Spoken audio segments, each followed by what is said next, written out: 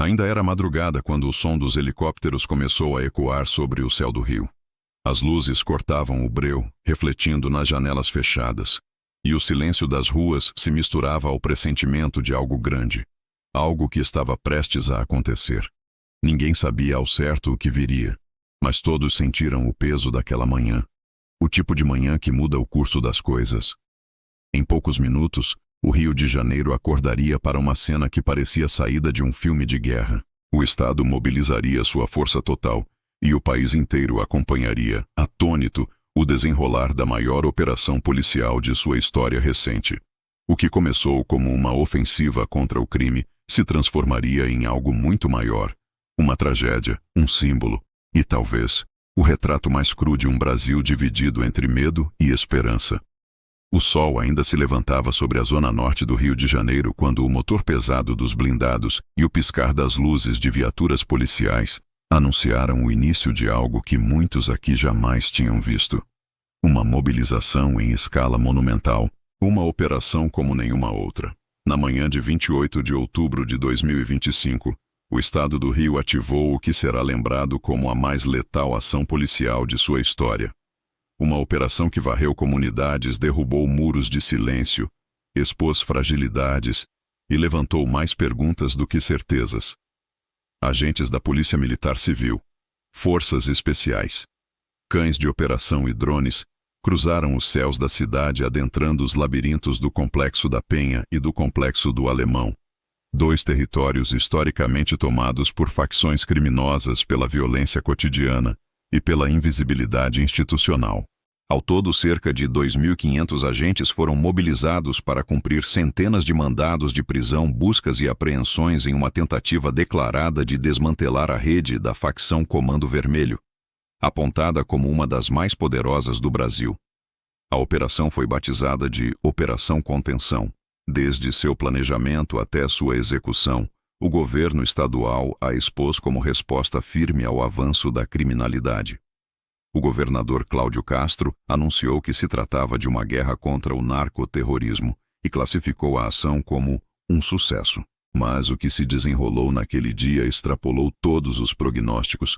Durante horas, tiroteios, barricadas incendiadas, drones sendo utilizados, blindados abrindo passagem, moradias trancadas, ruídos ensurdecedores e um cenário que poderia muito bem passar por zona de conflito, e não por favela.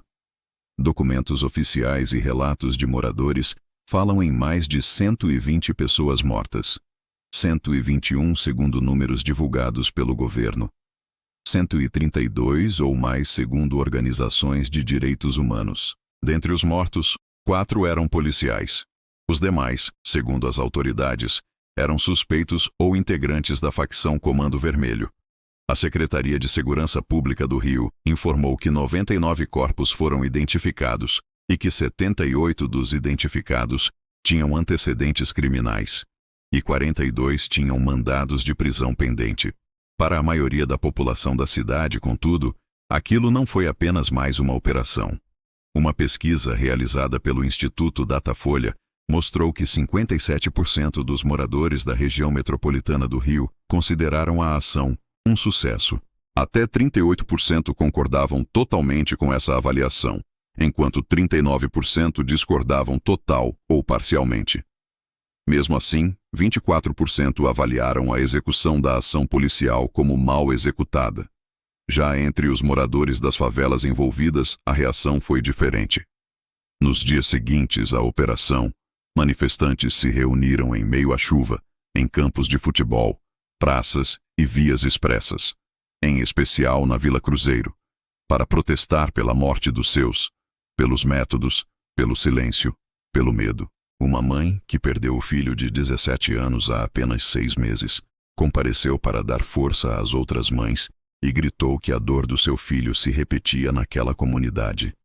Naquele cenário de conflito, a vida cotidiana foi interrompida.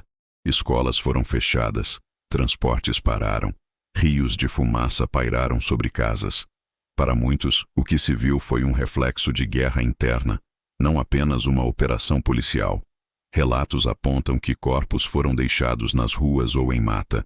Moradores ouviram tiros dentro de suas casas Crianças acordaram tremendo todos os tiros. Mas o Estado ressaltou que a ação era inevitável.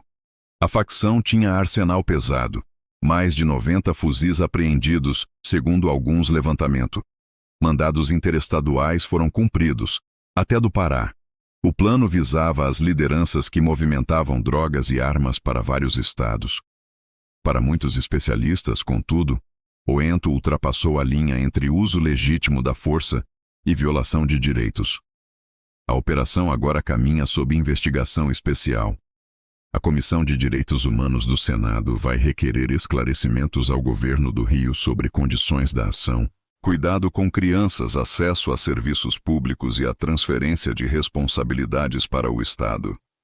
O Brasil inteiro assistiu ao desenrolar de uma crise de segurança que trouxe à tona questões históricas. O que significa governar vastas regiões informais controladas por facções? Qual o papel da polícia militar em áreas de alta vulnerabilidade? Até que ponto o Estado mantém legitimidade para agir com tanta letalidade em território urbano densamente habitado? Enquanto isso, a máquina estatal buscava resultados rápidos, mensuráveis. Mandados cumpridos, armas retiradas de circulação, prisões concretas. Mas não se mediu, ou pelo menos não se evidenciou claramente, o custo humano. A leitura técnica da operação colidiu com o grito das famílias, com o silêncio das mães, com o medo de crianças que pouco sabiam sobre facções, mas sabiam que tinham medo de ser pegas no fogo cruzado. O cenário que se impôs nesses bairros foi o de um novo tipo de vigilância. Drones sobrevoavam residências, equipes táticas vasculhavam ruelas.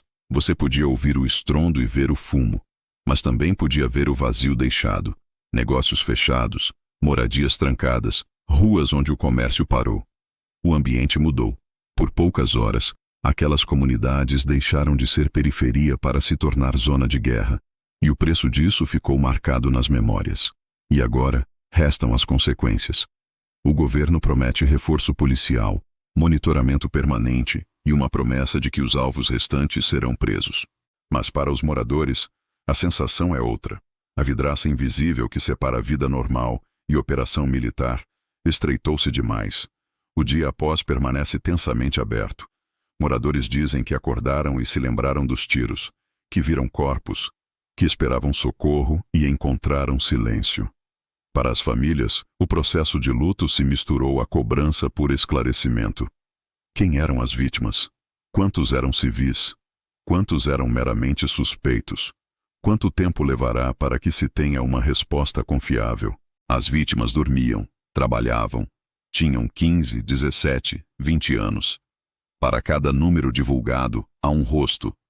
Uma mãe que chora, uma filha que treme, um irmão que questiona. Do outro lado, o Estado exibe sua força. Afirma ter desmantelado células, apreendido arsenal, detido operadores financeiros, enfraquecido a facção que atuava. Há de fato elementos que confirmam que se avançou em direção a um núcleo do crime organizado, mas o vazio da liderança principal permanece. O chefe apontado como Doca continua foragido. A comunidade sentiu isso. O turismo das notícias, as imagens de helicópteros e tanques, as ruas vazias no dia seguinte, tudo isso deixou marcas. O que era rotina virou alerta, e o que estava acostumado ao ruído do tráfico viu-se em uma nova realidade, que a noite trouxera um inimigo diferente, uniformes em vez de capuz. E para muitos, a vida nunca mais seria exatamente a mesma. No balanço, a operação será lembrada como marco, um divisor de águas na política estadual de segurança pública, uma demonstração de poder do Estado e uma provocação à sociedade brasileira. Mas será lembrada também como símbolo de ambiguidade, vitória anunciada e tragédia ocultada, porque uma operação que mata 100, 200, números que variam, mas que deixa dezenas de famílias dilaceradas, provoca mais do que combate ao crime, provoca debate sobre justiça, dignidade e quem paga o preço. E talvez aí esteja o maior legado desse dia, a necessidade de repensar a forma de atuação estatal, repensar o modelo de encarceramento, repensar a presença do Estado nas áreas mais vulneráveis, porque sem isso, a força torna-se espetáculo, e o espetáculo consome vidas. E sem isso, os bairros continuam sendo palco de operações, mas não de transformações. Deixando para trás o som das sirenes e o cheiro da pólvora, a população segue. Alguns dizem que são favoráveis à operação, outros apontam medo. A pesquisa revela um estado dividido. A sensação de alívio se mistura à de perda. A esperança de dias mais seguros se mistura ao temor do próximo ataque. E no fim, não se trata apenas de matar criminosos, trata-se de proteger vidas. E esse foi talvez o maior compromisso que ficou em aberto. Porque no dia em que o Estado entrou com força total em território que por décadas foi ignorado, alguns saíram dali com a sensação de justiça sendo feita, outros com a certeza de que o preço foi alto demais.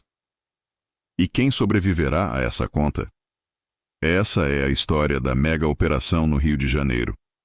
Uma história recente, urgente, poderosa e cheia de matizes. Uma história que o Brasil precisa encarar. Não apenas como manchete, mas como pergunta. E a pergunta permanece: quando o Estado ataca, quem protege aqueles que não estavam lutando, mas apenas vivendo?